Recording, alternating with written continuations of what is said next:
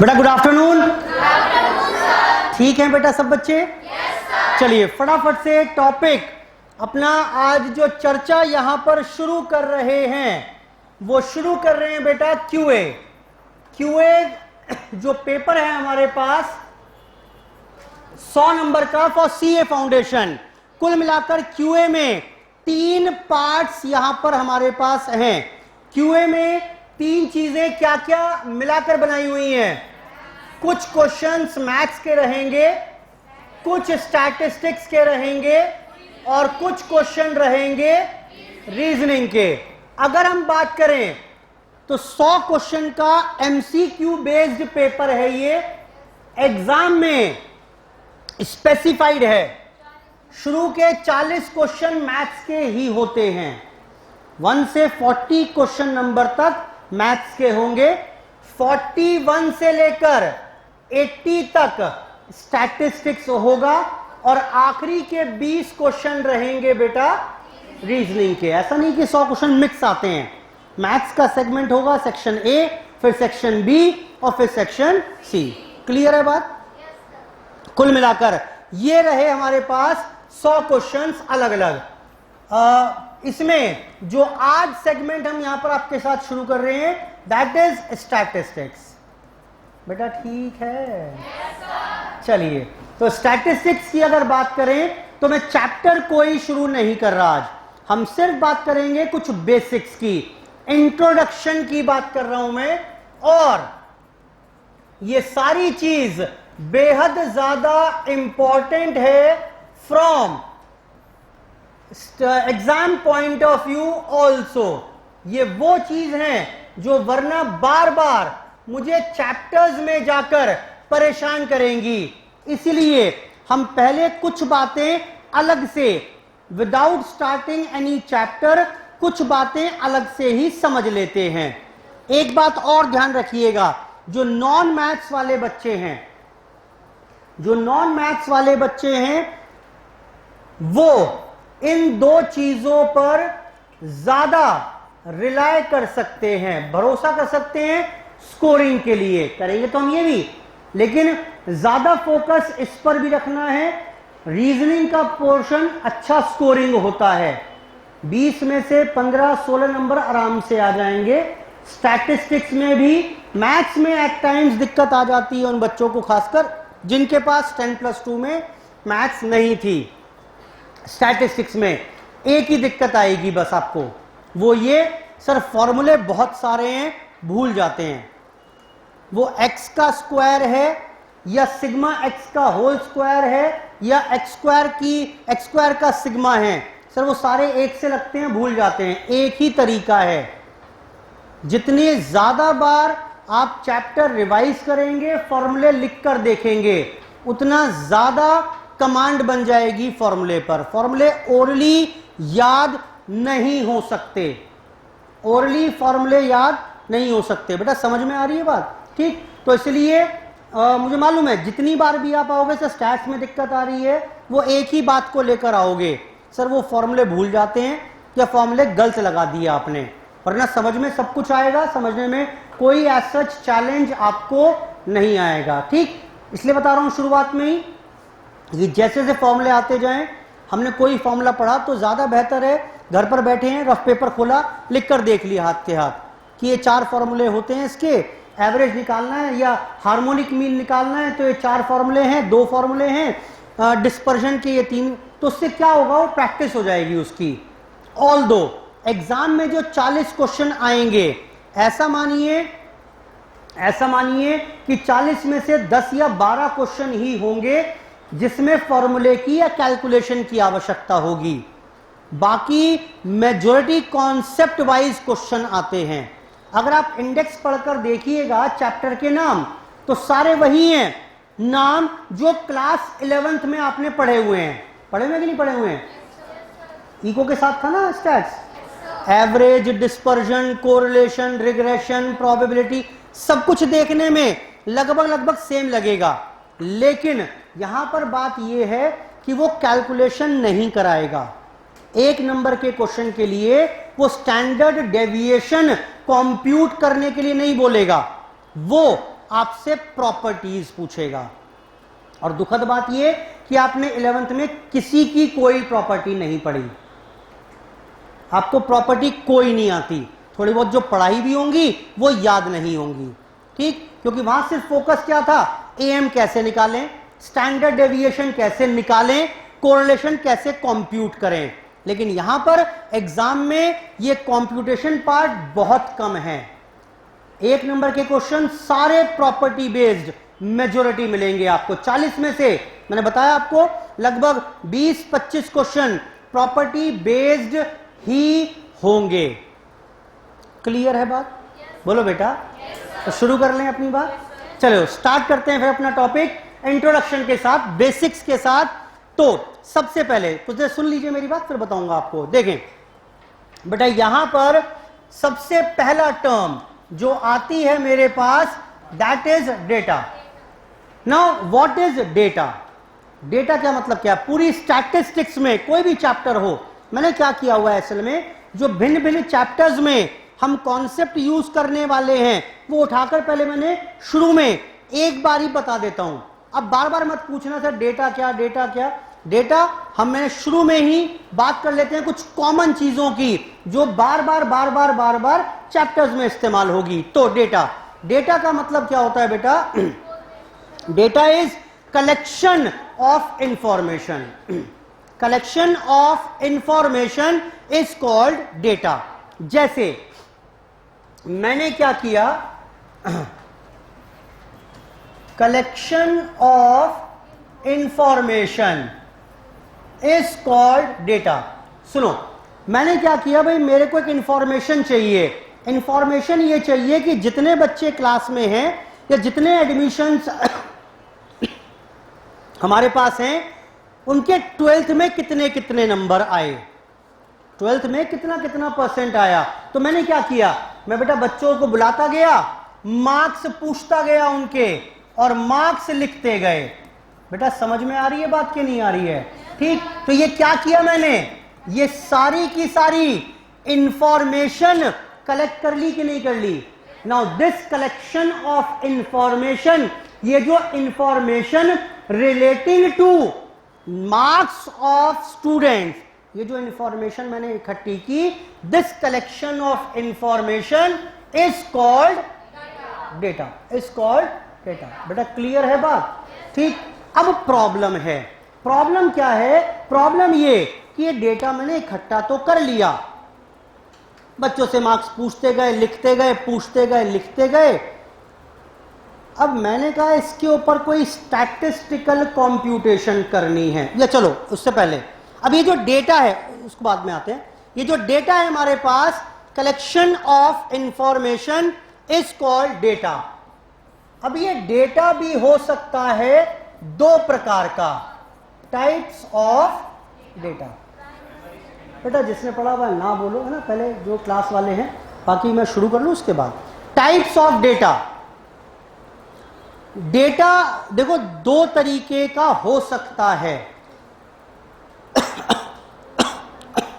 On the basis of collection, on the basis of collection क्या हो सकता है?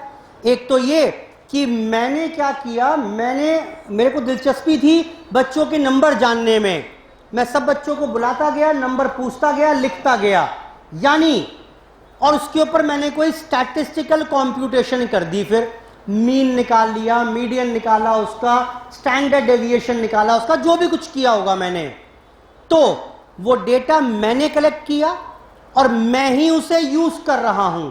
ठीक, तो क्या हो गया ये? Now this is called primary data. क्या कहेंगे बेटा इसे?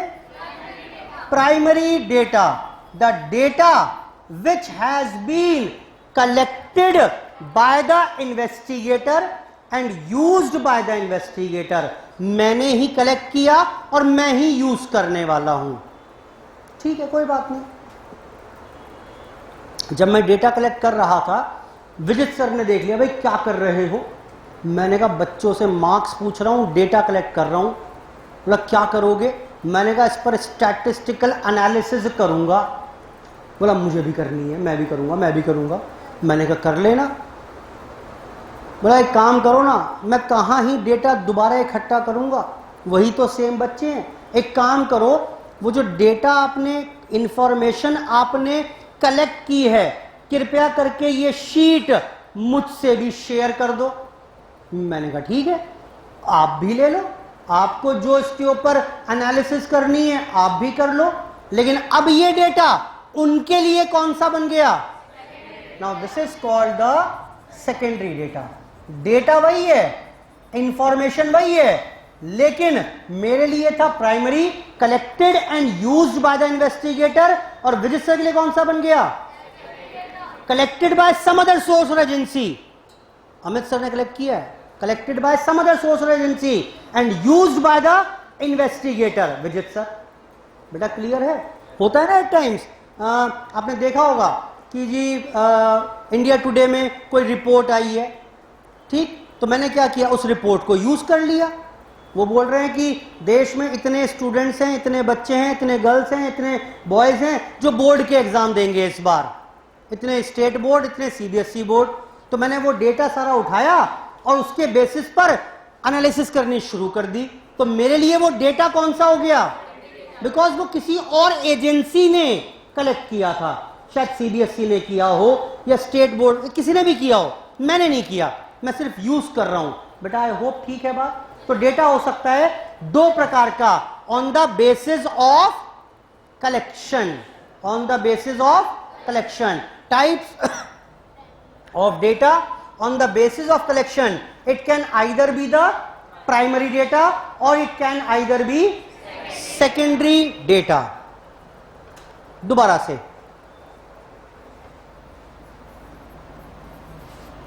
डेटा को फिर से क्लासिफाई कर सकते हैं।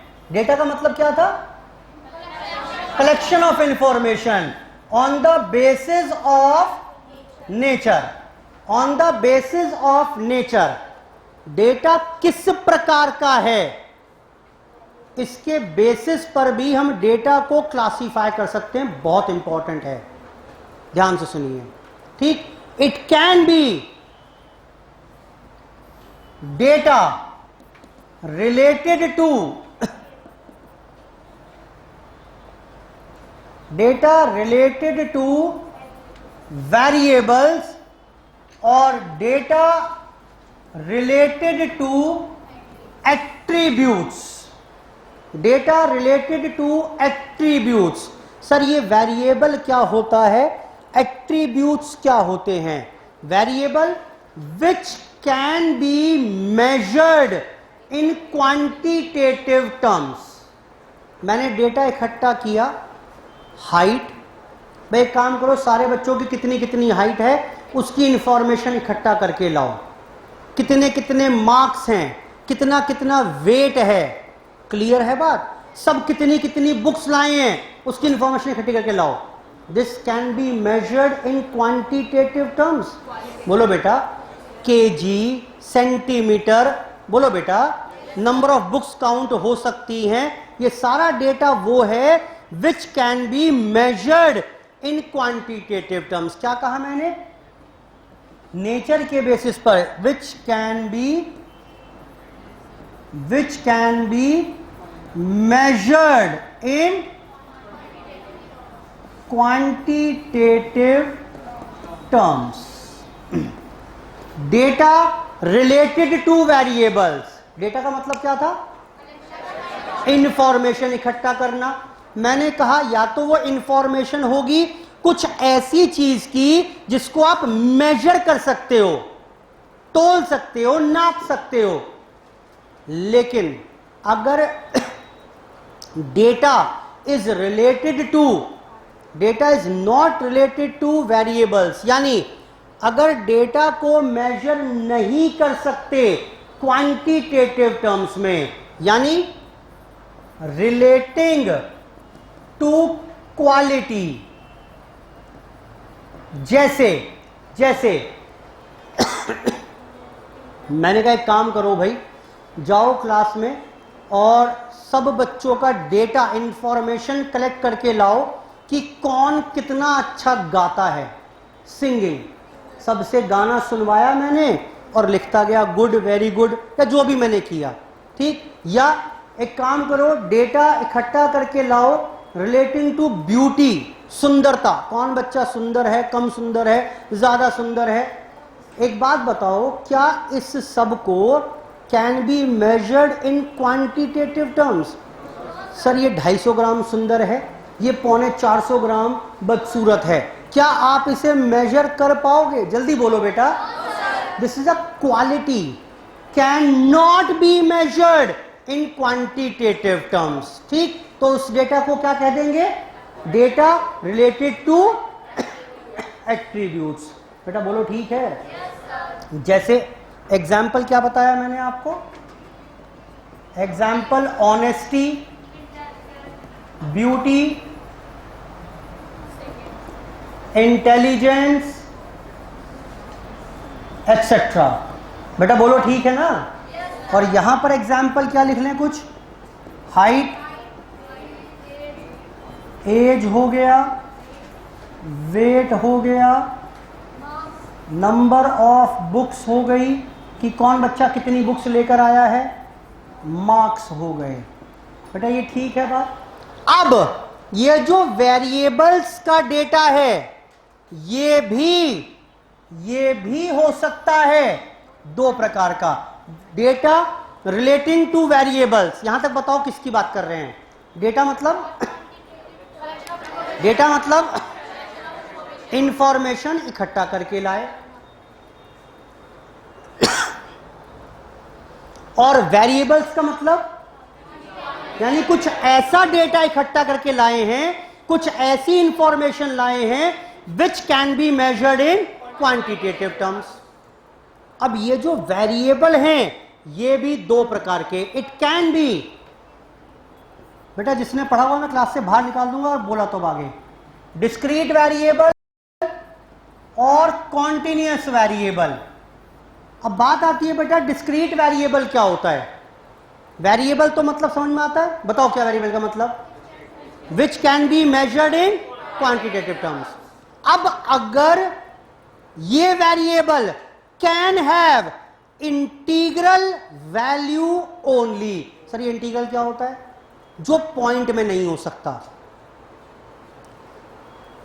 वेरिएबल एक ऐसा है जो पॉइंट में, फ्रैक्शन में नहीं हो सकता, तो उसे क्या कह देंगे? Discrete variable. लेकिन अगर पॉइंट में हो सकता है तो कॉन्टिन्यूअस वेरिएबल। जैसे बताना, हाइट ये डिस्क्रीट है, एग्जाम के क्वेश्चन है ये डिस्क्रीट वेरिएबल है या कॉन्टिन्यूअस वेरिएबल है या एट्रीब्यूट है?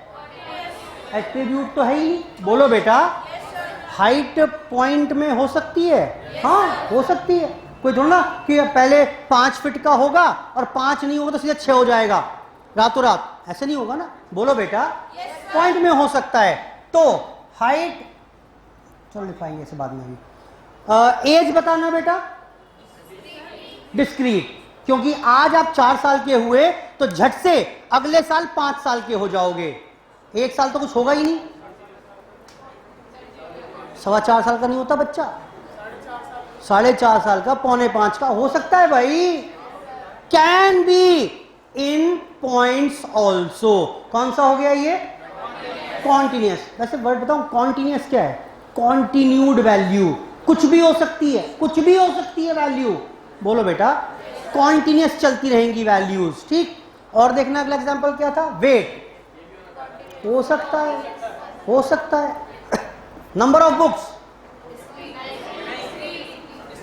आज वो बच्चा 4.5 किताबें लेकर आया है, ये तो 4.25 ही लाया है आज। हो सकता है क्या? बोलो, नहीं हो सकता, नहीं हो सकता। तो कौन सा वेरिएबल है ये? Discrete variable. मार्क्स 12 नंबर हो, 12.25 हो, 12.5 हो, 12.75 हो, कुछ भी हो सकता है। It is again a continuous variable. तो डिस्क्रीट वेरिएबल का मतलब क्या हुआ?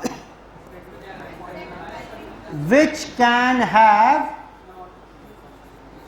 Only integral value. और ये कौन सा हुआ?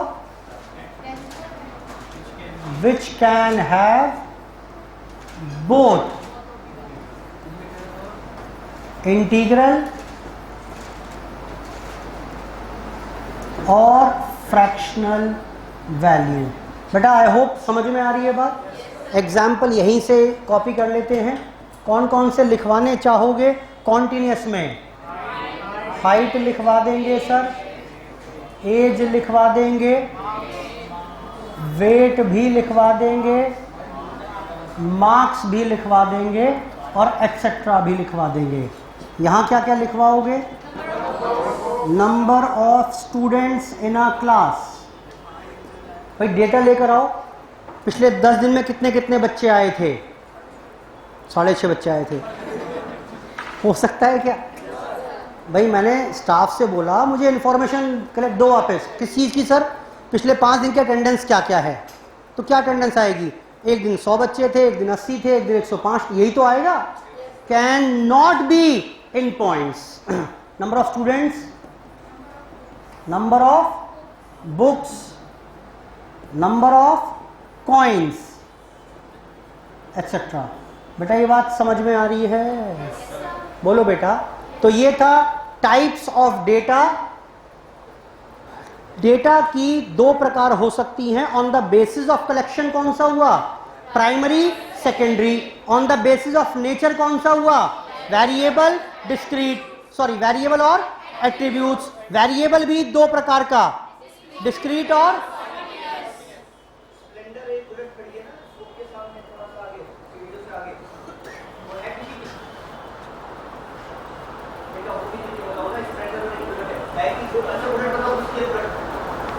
नहीं है किसी की। अरे आपस में बात कर है कि नहीं है बताओ। नहीं है ना? गर्ल्स की जरूर बुलेट किसी की? कोई बुलेट नहीं है? नहीं, बस मुझे बता दो है कि नहीं। बुलेट और एक स्प्लेंडर खड़ी है, नहीं है ना?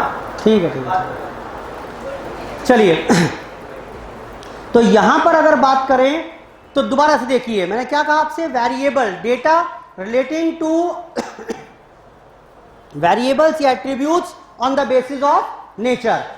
वेरिएबल कौन सा होगा? डिस्क्रीट वेरिएबल या कॉन्टिन्यूअस वेरिएबल, जिसकी वैल्यू पॉइंट में नहीं हो सकती, जिसकी वैल्यू पॉइंट में हो सकती है। और रिलेटिंग टू एट्रीब्यूट्स, एट्रीब्यूट्स क्या हो गए? Quality, which can not be measured in quantitative terms.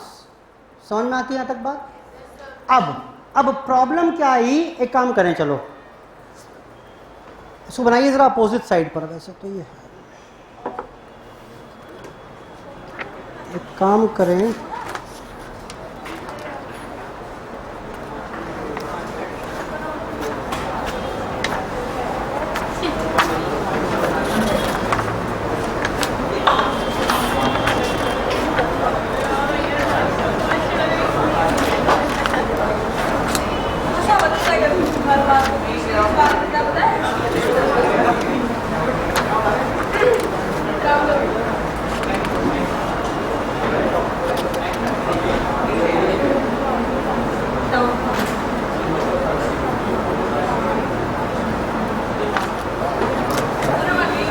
एक काम करिए, इसको जरा पेज नंबर 1 के ऑपोजिट साइड पर लिखिए।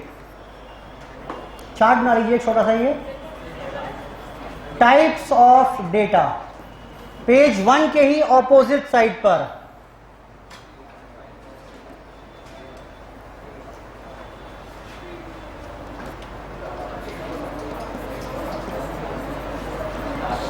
ऑन द बेसिस ऑफ, बोलो बेटा, collection.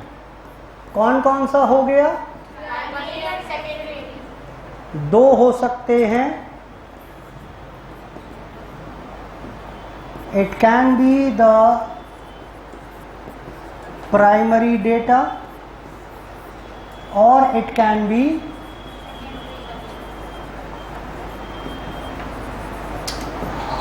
secondary data. It can either be primary data or it can be the secondary data. या data on the basis of nature.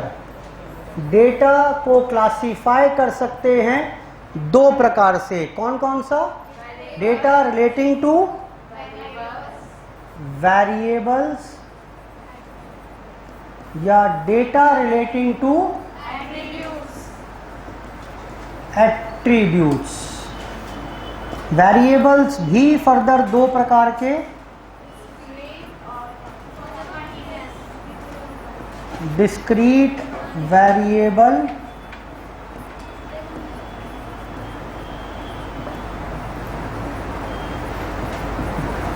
या कॉन्टिन्यूस वेरिएबल। नोट करो, पूरी summary है। Types of data page 1 के opposite side पर।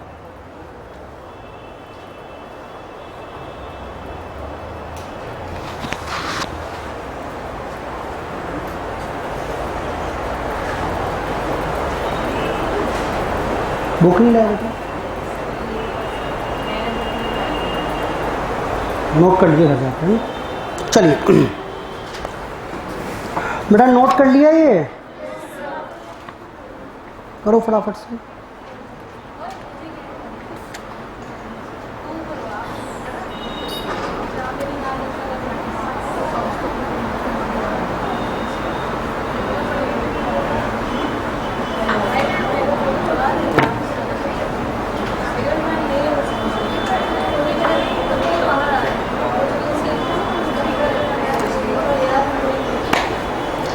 बेटा ठीक है बात ये, ठीक। चलो एक काम करें, एक काम करिए, आइए ज़रा एक बार इसके आगे लिख लीजिए, रेफर पेज 85। हाँ, डिटेल में लिखा हुआ है इसके बारे में, लिख के छोड़ दो। जब भी आप रिवाइज करोगे ना इसे, वहाँ मिलेगी डिटेल्स इसकी। रेफर पेज 85, पढ़ो मेरे साथ अब एक बार। पेज 85 पर जाकर पढ़ो, ये सब में ही काम आनी है इसलिए पढ़ा कर ले रहा हूं। पेज 85। अच्छा, कुछ भी रट्टा नहीं मारना, वहां कोई डेफिनेशन लिखने को नहीं आनी, वहां पर डेफिनेशन लिखने को नहीं आनी। वो यही पूछता है कि marks of a students is a variable, continuous data या एट्रीब्यूट या क्या, उस तरीके से पूछता है क्वेश्चन। ठीक, मैं कराऊंगा बाद में। फिलहाल आइए पेज 85। बेटा पहुंच गए? वहां दिख रहा होगा टाइप्स ऑफ डेटा, आपको मिला कि नहीं मिला? ठीक, इंफॉर्मेशन कलेक्टेड थ्रू सेंसस और surveys in routine manner is called data, और रॉ डेटा कह सकते हैं। Types of data according to source of collection कौन कौन सा होगा? प्राइमरी, और प्राइमरी का मतलब क्या, पढ़ लीजिए, collected by the particular person for his own use, खुद यू कलेक्ट किया अपने यूज के लिए। सेकेंडरी पढ़िए, data collected by some other person और organisation for their own use but the investigator also uses it. मैंने कलेक्ट किया था अपने यूज के लिए, रजिस्टर ने भी मांग लिया कि मैं भी यूज करना चाह रहा हूं। मेरे लिए कौन सा हो गया वो? प्राइमरी। रजिस्टर के लिए कौन सा हो गया? सेकेंडरी। एग्जाम्पल दिए में कैसे कलेक्शन हो सकता है, अगले पेज पर आइए। अकॉर्डिंग टू नेचर डेटा हो सकता है attributes. Attributes are those variables which can not be numerically measured. Clear है बात? Generally represented by some words, words ही तो होंगे। Quality is very good, singing quality is bad, is average, 5 star. मतलब आप ऐसे वर्ड्स में ही उसे मेजर कर सकते हो, लिख सकते हो, कोई क्वांटिटेटिव मेजरमेंट नहीं है। Example, honesty, nationality of student, लिखो एक दो एग्जाम्पल और आगे। कौन कौन से लिखवाया मैंने? एट्रीब्यूट्स के एग्जाम्पल लिखो बेटा ऑनेस्टी के आगे। और intelligence, beauty, beauty, intelligence. Continuous variable, the variable which can take any value, लिखो एनी वैल्यू के आगे। फ्रैक्शनल और इंटीग्रल, यानी बिना पॉइंट वाली भी हो सकती है वैल्यू और पॉइंट वाली भी हो सकती है। फ्रैक्शनल और इंटीग्रल बेटा लिख लिया। एग्जाम्पल लिखा हुआ हाइट ऑफ स्टूडेंट, और बताओ एग्जाम्पल। एज, वेट, मार्क्स, लिखो कॉमा डालकर। Age, weight, marks. बेटा बढ़ू आगे। उसके बाद लिखा हुआ है वहां बेटा नॉन कॉन्टिन्यूस वेरिएबल, लिखो उसके साथ ऊपर ब्रैकेट में डिस्क्रीट वेरिएबल। नॉन कॉन्टिन्यूस यानी डिस्क्रीट, इसकी कॉन्टिन्यूड वैल्यू नहीं होगी, रुक रुक कर होगी। 5 होगी तो 5 के बाद 6 हो सकती है, कॉन्टिन्यू वैल्यू नहीं चलेगी 5.1, 5.2, 5.3 नहीं, 5 के बाद 6 ही आएगी। जैसे the variables which can not take all values but can only be integers. ठीक है, लिखो ब्रैकेट में, that is can not be in fractions, that is can not be in fractions, bracket में लिखो, that is can not be in fractions. लिख लिया बेटा? Example क्या लिखा हुआ है इसका? Number of students in a class. और बताओ एग्जाम्पल? नंबर ऑफ बुक्स लिखो, नंबर ऑफ कॉइन्स एक्सेट्रा लिख लो। ये चार्ट है, इस चार्ट की डिटेलिंग है वहां पर, वो याद कुछ नहीं करना, कोई डेफिनेशन रटनी नहीं है, सिर्फ समझना है, इसके ऊपर बेसिस पर क्वेश्चन आ जाते हैं। बेटा ठीक है यहां तक की बात? चलिए और सुनो। अब हुआ क्या, ये डेटा कलेक्ट तो कर लिया, collection of information is called data. अब वो चाहे प्राइमरी हो या सेकेंडरी हो, या रिलेटेड टू क्वालिटी हो, रिलेटेड टू क्वांटिटी हो, पॉइंट्स वाला हो, बिना पॉइंट्स वाला हो, इंफॉर्मेशन तो मेरे पास आ गई। अब बात आती है इसके ऊपर स्टैटिस्टिकल मेजर्स लगाने हैं। जब इसके ऊपर स्टैटिस्टिकल मेजर्स लगाने हैं, इसके ऊपर स्टैटिस्टिकल मेजर्स लगाने हैं, तो भाई देखो एज इट इज काम कर पाना तो बड़ा कठिन होगा।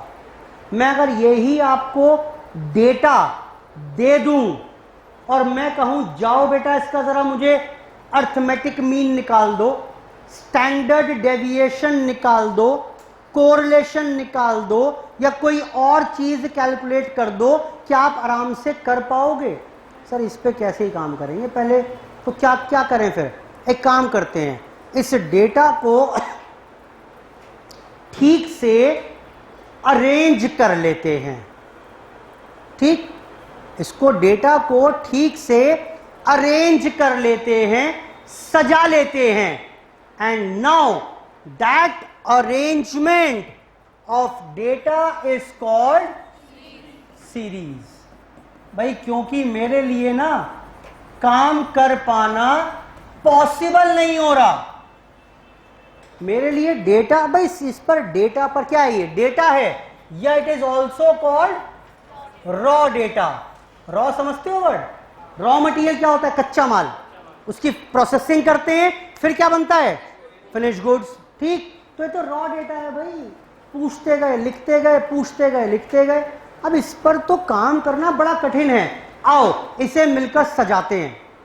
सर सजाना मतलब बेटा अरेंज करते हैं। और अरेंजमेंट के, डेटा को अरेंज करने के मेरे पास 3 तरीके हैं। Data can be arranged in 3 ways. कैसे? सुनिए। पहला, either you can go with arrangement of data types. हम किसकी बात कर रहे हैं? यानी हम बात कर रहे हैं अब types of series. This arrangement कितने प्रकार से हो सकता है? पहला, it can B individual series. It can B individual series. Individual series क्या होती है? जहां पर इंडिविजुअल आइटम्स और उनकी कॉरस्पॉन्डिंग वैल्यूज आप दिखाते जाएंगे। जैसे, सुन लो बस थोड़ी देर, बाद में पढ़ाऊंगा सब कुछ। मैंने क्या किया, सारे आइटम लिखते गए और उनकी corresponding values. Individual items, item वाला आइटम नहीं है ये। आइटम का मतलब जो ऑब्जर्वेशन में है, जो आप जिसके ऊपर आपको स्टैटिस्टिकल मेजर कंप्यूट करना है। जैसे मेरे लिए नेम ऑफ स्टूडेंट और उसकी वैल्यूज, यानी मार्क्स ऑब्टेन्ड भाई जैसे ए के कितने मार्क्स आए, बी के कितने, सी के कितने, डी और ई के कितने मार्क्स यहां पर बने। Now this is called individual series. बन गई? अरे देखो ना, ये ऐसे लिखकर दिया होता कठिन होता काम करना। अब मैंने सीरीज को अरेंज कर दिया। देखने में खूबसूरत लग रही है, नहीं लग रही है? तरीका क्या था अरेंज करने का?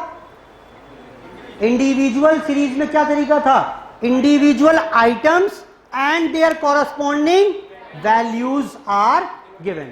क्लियर है बात? लेकिन अभी तक तो कोई दिक्कत नहीं है। क्लास में 5, 7, 10 बच्चे थे। क्लास में 5, 7, 10 बच्चे थे। कोई ऐसा दिक्कत नहीं थी, कोई ऐसा दिक्कत नहीं थी, बन जाता था डेटा ऐसे, कोई दिक्कत नहीं। इंडिविजुअल सीरीज चल रहा काम बढ़िया मेरा। लेकिन बढ़कर क्लास में हो गए 100 बच्चे। अब 100 बच्चे हो गए। अब सोचो, एक पेज में 10, 12, 15 एंट्री आती हैं। राम, श्याम, घनश्याम, छोटू, मोटू, छोटू। समझ में आ रही है बात? सबके नाम लिखोगे आप, सबके मार्क्स लिखते जा रहे हो। एक पेज में 12, 15 एंट्री आ रही हैं। पूरी सीरीज कितने पेज की बनेगी? 8, 10 पेज की सीरीज बन जाएगी। बोलो बेटा। और वो 8, 10 पेज की सीरीज मैं आपको दूं और बोलूं आपसे कि बेटा इसका ना कल को अर्थमेटिक मीन निकाल के लाना, निकाल पाओगे क्या? बड़ा कठिन हो जाएगा, बड़ा कठिन हो जाएगा। तो जब आइटम्स बहुत ज़्यादा हो गए तो मेरे पास एक दूसरा तरीका है अरेंज करने का। पिट गया ये इंडिविजुअल सीरीज? ये अच्छा, कब पिट जाएगा इंडिविजुअल सीरीज? ये अरेंजमेंट कब पिट जाएगी? जब आइटम वैल्यूज ज्यादा होंगे। भाई कहां सबको आइटम्स को अलग अलग लिखते जाओगे और उनकी फिर वैल्यूज अलग अलग मेंशन करोगे, तो बहुत बल्कि हो जाएगा डेटा। तो क्या करें? लो, एक और तरीका है। कौन सा? You can go with discrete series. Sir ये डिस्क्रीट वर्ड तो सुना सुना लग रहा है, सुना ना भी आपने? डिस्क्रीट क्या था? कौन सा वेरिएबल था डिस्क्रीट वेरिएबल? जिसकी पॉइंट्स में वैल्यू नहीं हो सकती। हाँ देखो बेटा, ध्यान से कॉन्सेंट्रेट करो। जिसकी वैल्यू पॉइंट में, समझ में आती है बात? खैर, डिस्क्रीट वेरिएबल। यहां क्या करेंगे? यहां पर इंडिविजुअल आइटम वैल्यूज और साथ में उनकी फ्रीक्वेंसीज लिखते जाएंगे। सर जैसे देखो, यहां पर item values and their corresponding frequencies are mentioned. जैसे आइटम वैल्यूज का मतलब क्या था मेरे लिए? मार्क्स। ठीक, जैसे मार्क्स की बात कर रहे हैं, collection of information relating to marks of students. तो पहले मैं तो 5 के नाम लिख दिए और साथ में मार्क्स लिख दिए। अब बच्चे हो गए 100। तो अब क्या करें? इंडिविजुअल तो पिट गया। तो मैंने कहा एक काम करो, आइटम वैल्यूज मतलब मार्क्स लिखते जाओ और बताते जाओ वो कितने कितने स्टूडेंट्स के वो मार्क्स हैं। जैसे 1 नंबर, 2 नंबर, 3, 4, 5, 6, 7, 8, 9, 10।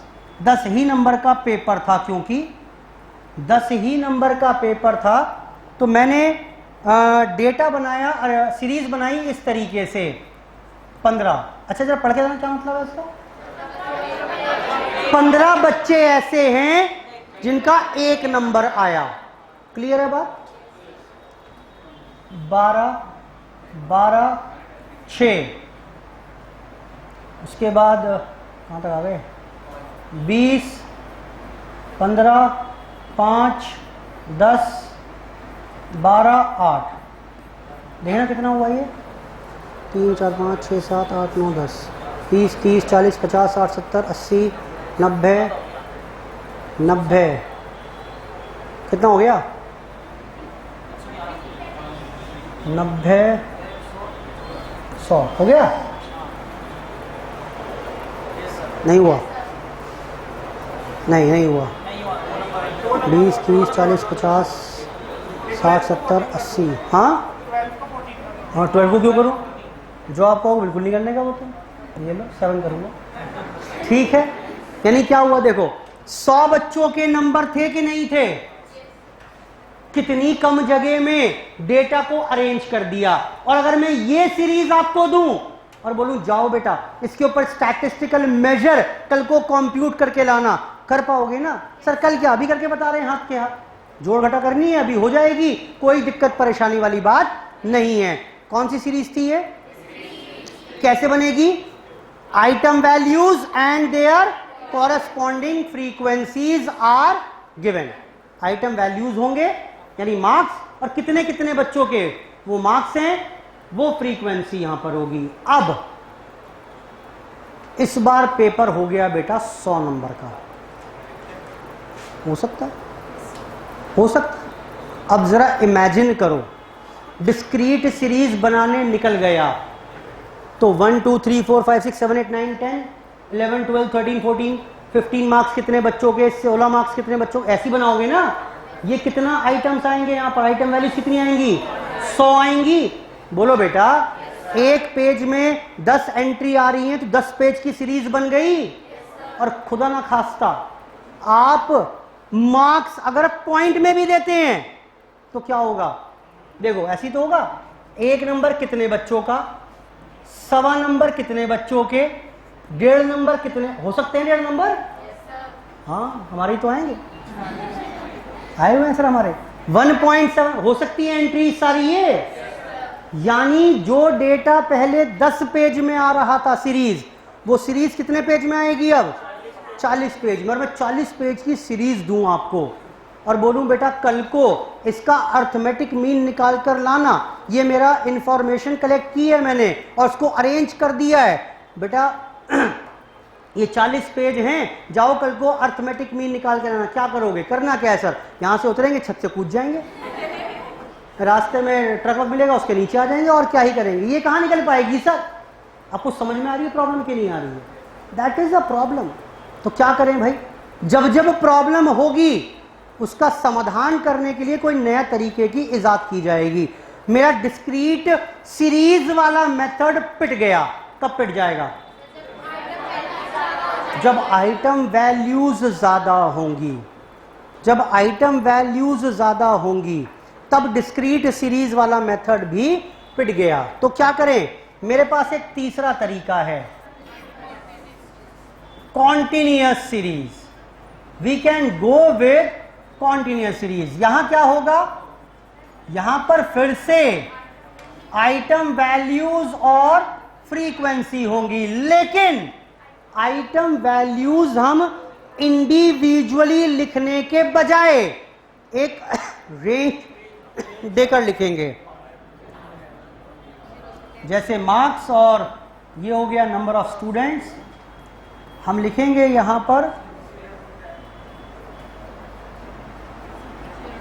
कुछ ऐसे कि भाई 0 से 20, 20 से 40, 40 से 60, 60 से 80, 80 से 100।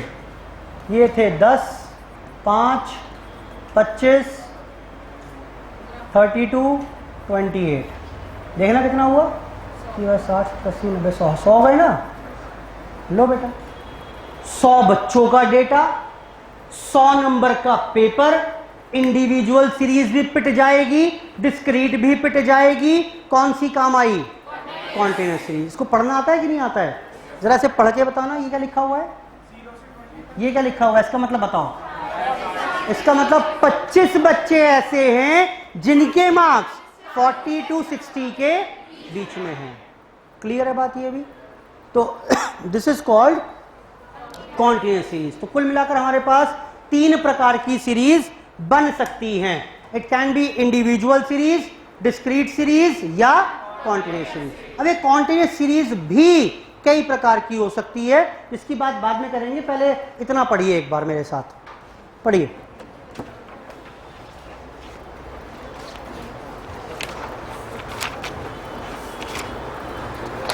तो देखना बेटा एक बार पेज नंबर 1 पर arrangement of data in a systematic and scientific manner is called a series. सजाना, डेटा को सजाना, अरेंज करना is called a series. Types of series, कितने प्रकार से आप सजा सकते हैं सीरीज को। पहला, individual series. Here individual items and their corresponding values are. एक काम करिए, अब जरा ऑपोजिट साइड में ये नोट करिए फटाफट से। एग्जाम्पल एक, जरूरी नहीं सेम डेटा कॉपी करो, आप कुछ भी कर लेना अपने हिसाब से।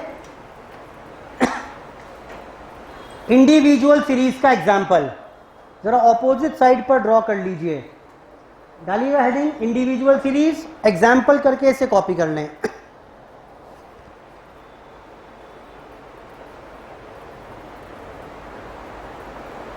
मैं सिर्फ ये बताने का प्रयास कर रहा हूं आइटम का मतलब क्या और वैल्यूज का मतलब क्या, मैं सिर्फ ये बताने का प्रयास कर रहा हूं इसमें एग्जाम्पल में।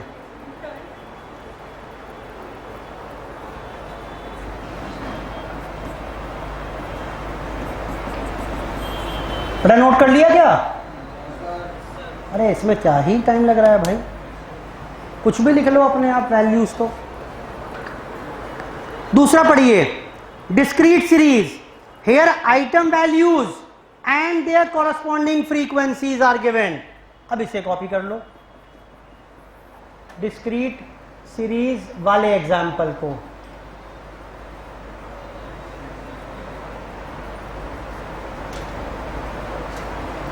लो जी,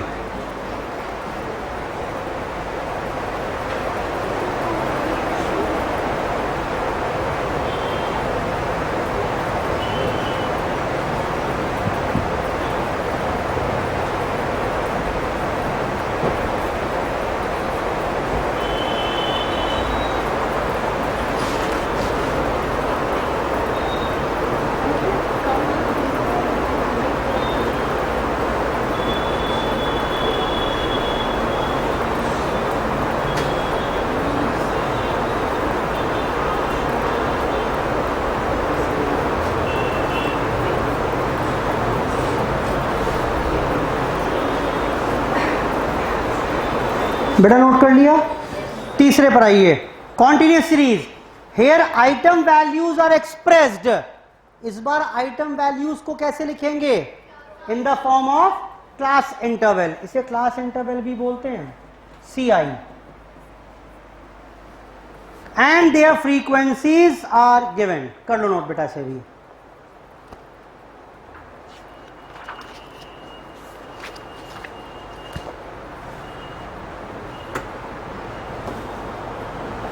and their frequencies are given.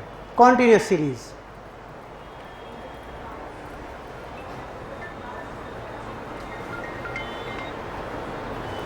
Hello.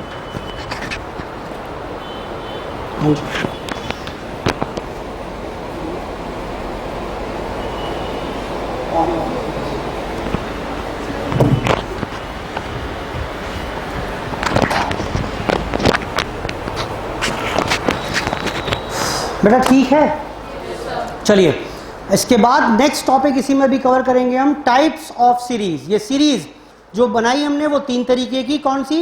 Individual, discrete और ये कॉन्टिन्यूस भी कई प्रकार की हो सकती हैं, ठीक, जिनकी चर्चा हम शुरू करेंगे नेक्स्ट क्लास में। आज की चर्चा यहीं पर समाप्त। धन्यवाद, बाय बाय।